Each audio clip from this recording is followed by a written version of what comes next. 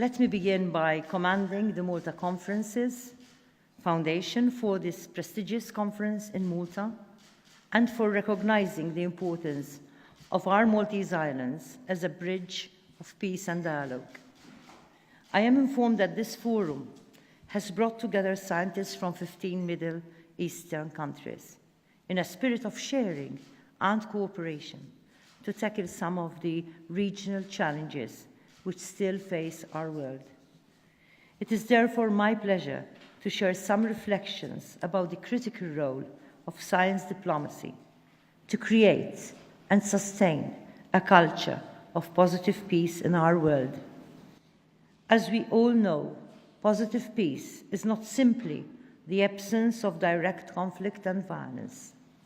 Rather, it is the active and sustainable pursuit of peace throughout our communities and across our societies, with impact on people from all walks of life. I believe that the work of scientists to create a context for this level of peace is essential. Science brings together diverse disciplines and areas of study, while also fostering a spirit of sharing and connection.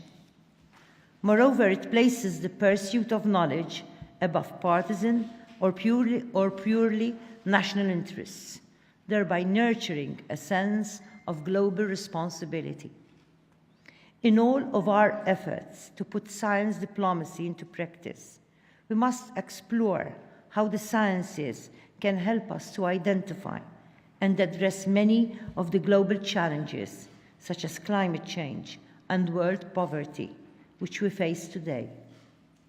Let us also remember that solutions to these problems can only be achieved when the scientific communities of our nations share resources and knowledge and are encouraged by their national authorities to do so in a spirit of diplomatic collaboration and cooperation. In scientific endeavors, as in no other field, our nations have the potential to move beyond their differences and to collaborate, thereby advancing the best interests of our peoples.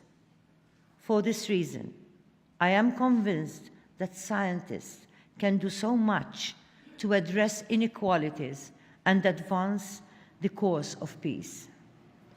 Therefore, there is therefore a pressing need for the international community to continue prioritizing cooperation through the sciences, motivated by the desire to establish and enhance new relationships among our diverse societies.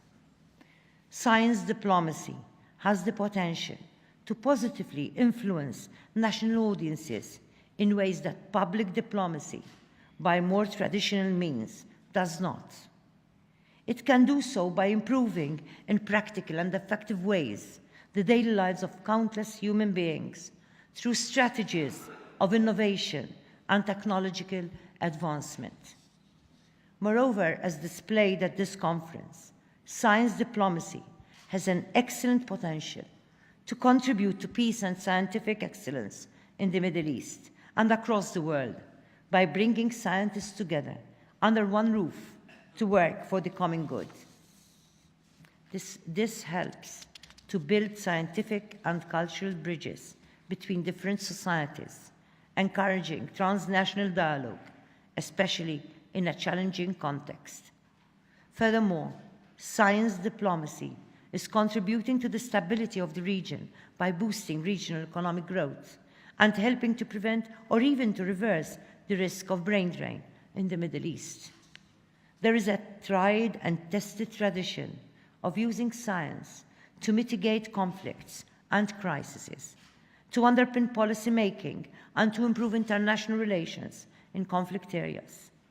I am sure that we would all agree that the universal language of science can open new channels of communication and help to build trust. Therefore, I believe that there are exciting times for scientists who are working at the intersection of science diplomacy and peace building. Let us continue to build synergies between scientists from the West and the East, from Europe the Mediterranean, and the Middle East, by giving science its own prominent role in developing new and robust relationships. I urge you to continue encouraging your respective authorities to place greater emphasis on the efforts of science diplomacy to help and ease tensions between our different peoples by promoting a shared culture of peace and innovation. I also believe that there is further scope to create a framework for a more systematic use of science diplomacy in conflict management. We must find innovative ways to put scientific and technical collaborations to diplomatic use before conflicts can have the chance to become intractable. We must invest research into why certain collaborations have become successful peace-building initiatives and how best to develop these success stories and to expand their reach into new areas. I am confident that thanks to the work of scientists, such as yourselves, we can make science diplomacy a more powerful tool in the foreign policy of our unions.